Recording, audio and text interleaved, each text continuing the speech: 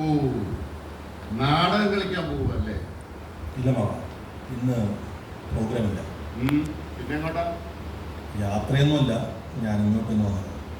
അതിന് ഈ ബാഗ് എന്തിനാണ്? ഓ, ഇന്നലത്തെ പ്രോഗ്രാം കഴിഞ്ഞ് വരുന്ന വഴിയാ മാവ. അല്ല, നീ വീട്ടിൽ പോയി? ഇല്ലില്ല, പോയില്ല. കുറച്ച് ദിവസം എനിക്ക് ഇവിടെ താമസിക്കും. വീട്ടിലെന്ത് പറ്റി? ഓ, ഞാൻ അവിടെ നിന്ന് ഇറങ്ങി പോന്നു. ഇറങ്ങി പോന്നു? എന്തിനു? ഞാൻ അവിടെ താമസിക്കുന്നത് ചേട്ടന് ഇഷ്ടമാണ്. ചേട്ടൻ കുടുംബത്തോട് മാറി താമസിക്കുന്നു. അതെന്താ, നിങ്ങൾ തമ്മിൽ വഴക്കൊല്ലുണ്ടോ? ഏയ്, വഴക്കൊന്നുമില്ല. പിന്നെ അവൻ നിന്റെ കൂടെ വീട്ടിൽ താമസിക്കില്ല എന്ന് പറയാൻ കാരണം എന്താ? ഓ, മറ്റൊന്നുമല്ല, ഞാൻ നാടകം കളിക്കാൻ പാടില്ലത്രേ. വീട്ടുകാര്യങ്ങൾ നോക്കി ഇങ്ങനെ ഒതുങ്ങിക്കൂടി ജീവിക്കണം. അത് ശരിയല്ലേടാ, ന്യായമല്ലേ? എന്റെ അഭിപ്രായം തന്നെയാ. നീ PSC ടെസ്റ്റ് എഴുതാറുണ്ടോ? ഏയ്, ഇല്ലില്ല. എത്ര പെട്ടെന്ന് പറഞ്ഞു ഇല്ല. ഓ, നാടകം കളിക്കാൻ PSC ടെസ്റ്റിന് വേണ്ടല്ലോ. എത്ര PSC ടെസ്റ്റ് ജയിച്ചാലും നാടകക്കാരനാകാൻ പറ്റില്ല മാവ.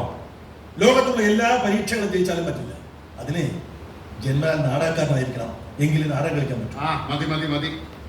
നാടകവും കൂത്താട്ടവുമായി നടന്ന ജീവിക്കാൻ പറ്റൂടാ. സമൂഹത്തിൽ എന്ത് വിലയുണ്ടാകും നാടകക്കാരന്? ആരെങ്കിലും നാടകക്കാരന് മക്കളെ കല്യാണം കഴിച്ചു കൊടുക്കൂടാ. അതുകൊണ്ടാ എത്രയും പെട്ടെന്ന് ഏതെങ്കിലും ടെസ്റ്റ് എഴുതി സർവീസിൽ കയറി വീട്ടിലുള്ളവർ പറയുന്നത് അനുസരിച്ച് ജീവിക്കൽ. തിരിച്ചു വീട്ടിൽ പോയിക്കോ. ഇല്ലില്ല, അത് നടക്കില്ല മാം. കുറച്ച് ദിവസം ഞാൻ ഇവിടെ താമസിച്ചോ. അമ്മായി എവിടെ? അവളകത്തുണ്ട്. നിർമ്മല? അവളും അകത്തുണ്ട്. നിക്ക് നിക്ക് നിക്ക്, അകത്തേക്ക് പോകാൻ പറ്റേ. തൽക്കാലം നിന്നെ ഇവിടെ താമസിപ്പിക്കാൻ ബുദ്ധിമുട്ടുണ്ട്. ഇവിടെ പ്രായമായ ഒരു പെൺകുട്ടി ഇവിടെ ഇല്ലേ, നിർമ്മല?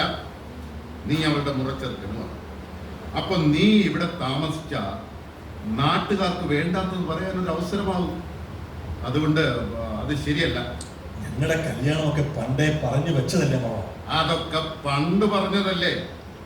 ഭാവിയിൽ നീ ഇങ്ങനെ ജോലിയും കൂലിയും ഇല്ലാതെ നാടകക്കാരനായി നടക്കുമെന്ന് ഞാൻ അറിഞ്ഞിരുന്നില്ലല്ലോ. അമ്മാവ, ഞങ്ങൾ തമ്മിൽ സ്നേഹത്തിലാണെന്ന് ഇവിടെ എല്ലാവർക്കും അറിയാവുന്നതല്ലേ? എടാ, സ്നേഹം പാത്രത്തിൽ വിളമ്പി വെച്ച വിശപ്പ് മാറോ? അതുകൊണ്ട് നീ അതൊക്കെ അങ്ങ് മറന്നേ. അവക്ക് വേറൊരു നല്ല ആലോചന വന്നിട്ടുണ്ട്. പയ്യ അമേരിക്കയില, അവളെയും കൊണ്ടുപോകും. എനിക്ക് എൻ്റെ മകളുടെ ഭാവി നോക്കണം. ഞാൻ അതങ്ങ് ഉറപ്പിക്കാൻ തീരുമാനിച്ചു. അതിന് നിർമ്മല സമ്മതിച്ചു? അതിന് അവളുടെ സമ്മതം എന്തിന്? ഞാൻ പറയുന്നത് അവൾ അനുസരിക്കും, അത്ര തന്നെ. നീ എന്താണ് ഇവിടെ? നിന്നാരെങ്കിലും വിളിച്ചോ? എനിക്ക് ആ കല്യാണം വേണ്ട അച്ഛാ.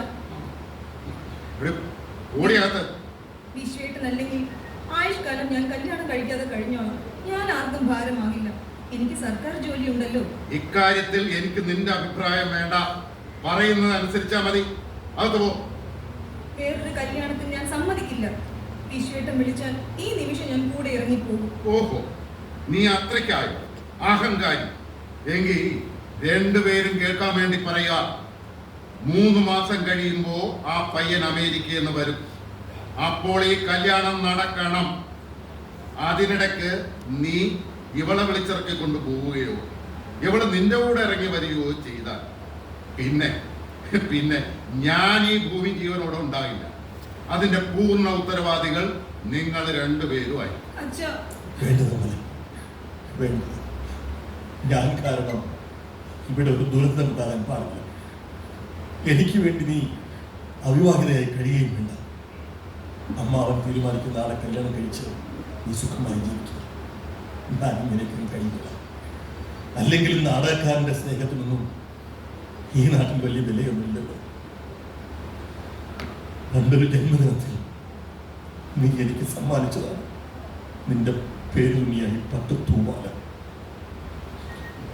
അന്ന് നീ പറഞ്ഞിരുന്നു ഇതെപ്പോഴും കയ്യിൽ സൂക്ഷിക്കണം. ഈ നിമിഷം വരെ ഞാനത് പാലിച്ചു. ഇനി എനിക്ക് അതിന് അർഹതയില്ല. ഹൃദയം പറിച്ചെടുക്കുന്ന വേദനയോട് ഞാനത് നിനക്ക് തിരിച്ചു തരും. ഇല്ല, ഞാനിത് വാങ്ങില്ല. ഞാൻ എന്റെ ജീവനും ജീവിതവുമാണ് വിശ്വേട്ടൻ തന്നത്. അതെനിക്ക് തിരിച്ചു വേണ്ട. വിശ്വേട്ട, പോകല്ലേ.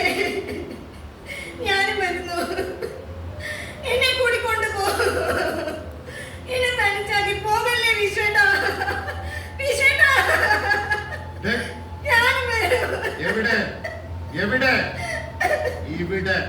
കേരടി അകത്ത്. അകത്ത് കേറി. മര്യാദയ്ക്ക് അടങ്ങി ഒതുങ്ങി കിടന്നോണം. കേട്ടല്ലോ?